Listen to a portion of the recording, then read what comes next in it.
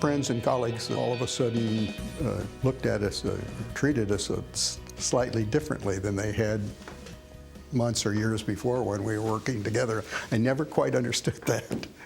You said once to a reporter, how long must it take before I cease to be known as a spaceman? Why did you make that comment?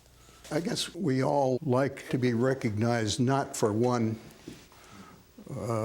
piece of fireworks, but for the ledger of our daily work. That was Neil Armstrong in a rare TV interview with Ed Bradley on 60 Minutes. Armstrong spent much of his life after the moon landing shunning attention. If people had to praise, he encouraged them to appreciate all of his work and not just the landing.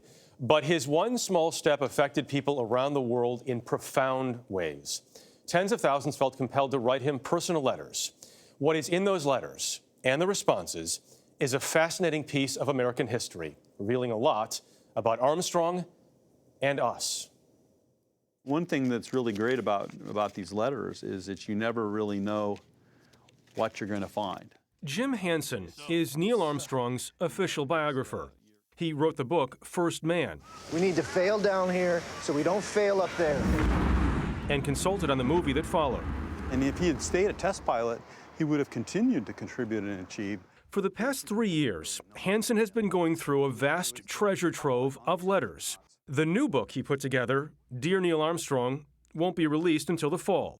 But we got an early look at the source material.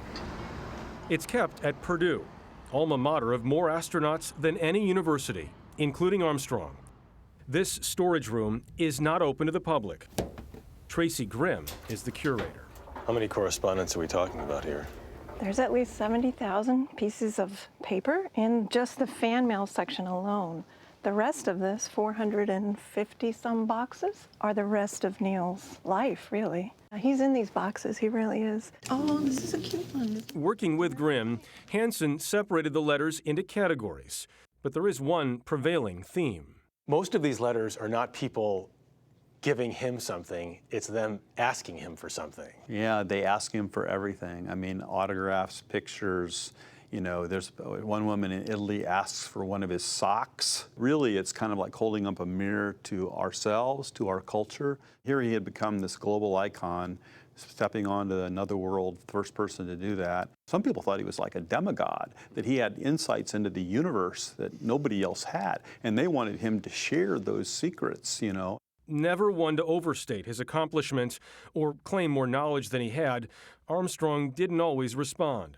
But sometimes he did, like when an environmentalist from Philadelphia accused him of polluting the solar system. So this is someone writing saying they're upset that they left things behind on the moon. Mr. Nickerson here is concerned about environmental degradation and trash. Armstrong sent a long letter back. And as you can see from the second paragraph, NASA has taken all reasonable precautions to avoid disrupting the natural environment of the moon. There's a merchant in Turkey who Armstrong paid for souvenirs in 1970. This is a guy living in Turkey who sold Neil Armstrong something when he was there visiting, didn't want to cash the check because it was from Neil Armstrong, but then wrote Neil Armstrong to say, can you send me another check? So what Neil did is he sent a duplicate check, and he says, keep either one for yourself and cash the other. And enclosed is a photograph which you may find preferable to the check, in which case you may feel free to destroy the second check.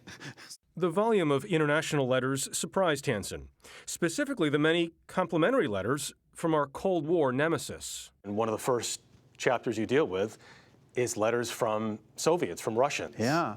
Who were congratulating him. That's right. One reason I wanted to do that chapter is that there was kind of this idea that the Soviets paid no attention to Apollo 11 and didn't believe it, some of them didn't, or that there was no news of Apollo 11's moon landing for Soviet citizens to even know about.